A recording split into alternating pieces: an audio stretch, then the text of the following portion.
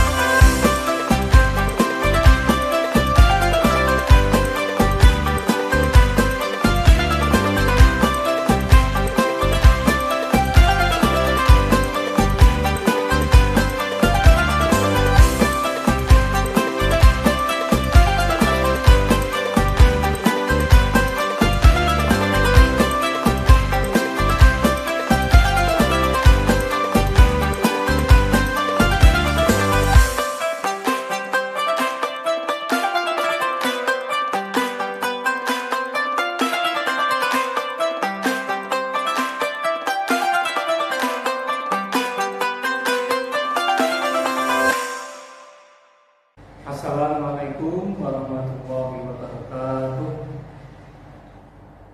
Bismillah, alhamdulillah, wassalatu wassalamu ala rasulillah, la hawla wa la quwwata illa billah, amma ba'd. Halo pemirsa sekalian yang dirahmati oleh Allah. Pada kesempatan yang baik ini kami ingin mengucapkan selamat menunaikan ibadah puasa. Mudah-mudahan ibadah puasa kita diterima oleh Allah Subhanahu wa Ta'ala. Pada kesempatan yang baik ini kami ingin menyampaikan sedikit materi tentang zakat. Bahwa zakat itu memang harus dikeluarkan.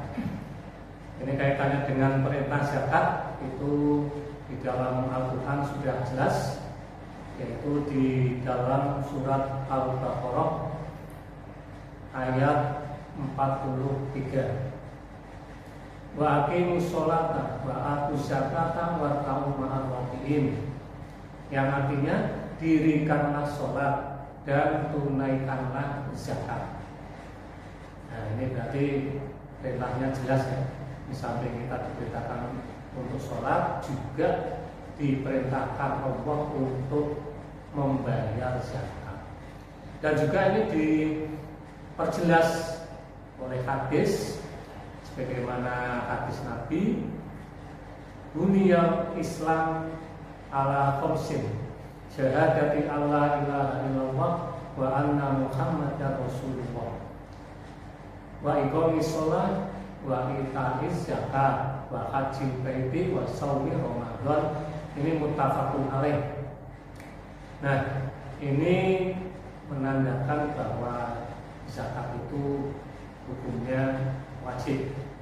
Nah, adapun siapa saja yang wajib menerima zakat itu, Itu di dalam Al-Quran juga sudah dijelaskan Bapak Ibu bahwa mustahik ataupun asnaf, yaitu orang-orang yang berhak menerima zakat itu ada 8 ya, itu di dalam surat At-Taubah ayat 60 ya, yaitu pertama itu fuqara itu orang fakir, kemudian masakin, orang-orang miskin ya.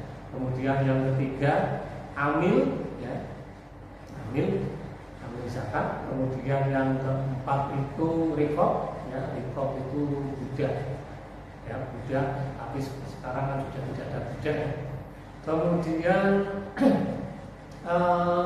ghorim ya, ghorim itu adalah orang yang punya hutang. Nah ini juga kasihan kan, harus diberi zakat orang yang banyak hutang ya. Kemudian mu'alaf, orang yang baru masuk Islam, ini juga wajib diberi zakat. Kemudian yang ketujuh itu fisabilillah, nah, orang-orang yang berjuang untuk agama Allah. Dan yang kedelapan itu adalah ibnu sabil, itu adalah orang-orang yang berpergian musafir ya. Dan ini tentunya yang bepergian tapi untuk tujuan yang mulia ya itu.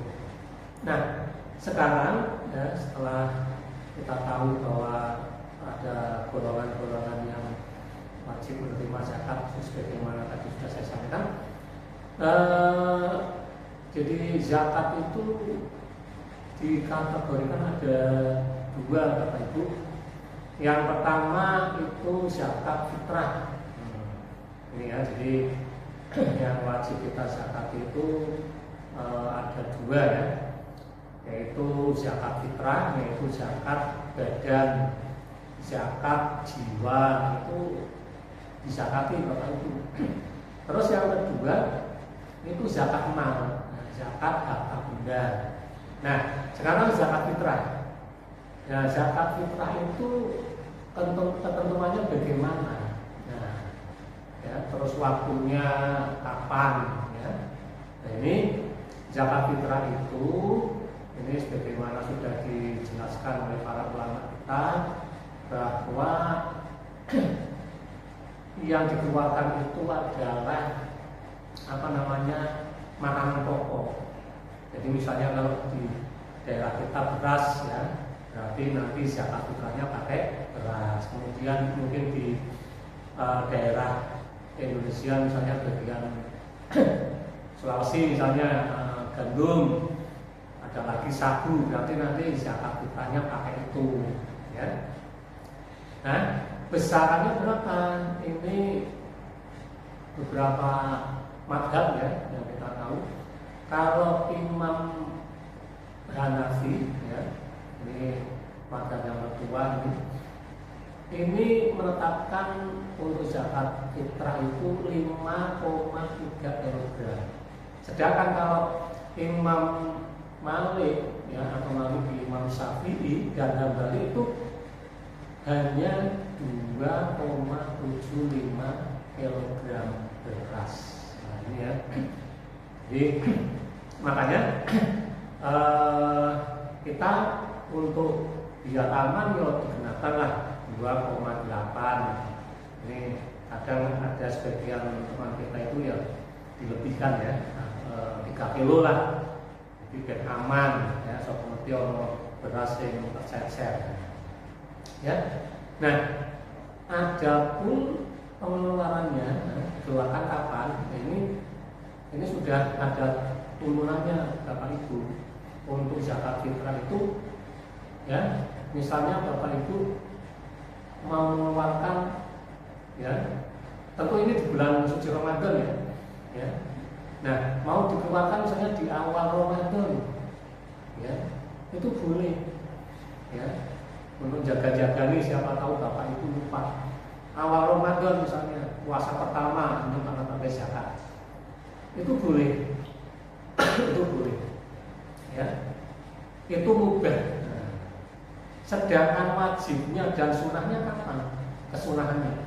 Ya itu kalau wajibnya itu ketika malam takbiran. Ini makanya kan di wilayah kita, di daerah kita, di kampung-kampung itu biasanya kalau malam takbiran itu rame ya, orang pada ngeluarin zakat fitrah, diserahkan di panitia masjid atau musola ya, atau mungkin mau diserahkan ke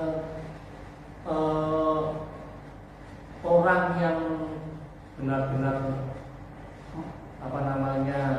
menerima ya, berhak menerima itu juga boleh langsung ke orangnya ya, boleh itu seperti itu ya, juga seperti itu. Nah itu malam takbiran. Nah kemudian kesunahannya kapan? Kesunahannya yaitu pada tanggal 1 Syawal sampai panjenengan itu sebelum berangkat ke masjid ya untuk menunaikan ibadah sholat Idul Fitri. Nah itu kesunahannya. Jadi mulai dari terbitnya fajar ya, kemudian sampai nanti menjelang sholat Idul Fitri itu kesunahannya, dan itu juga dilakukan oleh Rasulullah.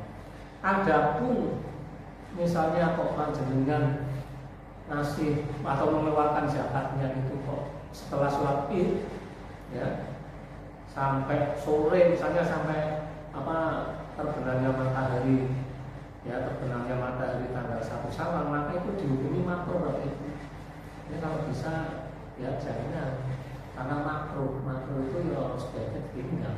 Nah yang paling bagus yaitu malam takbiran ya, sambil kita yang mengumandangkan takbir ya, itu kita rame-rame ke masjid membayar zakat fitrah, tentu dengan niat ya niat yang betul ya, kan niatnya sudah tahu semua Bapak Ibu ya.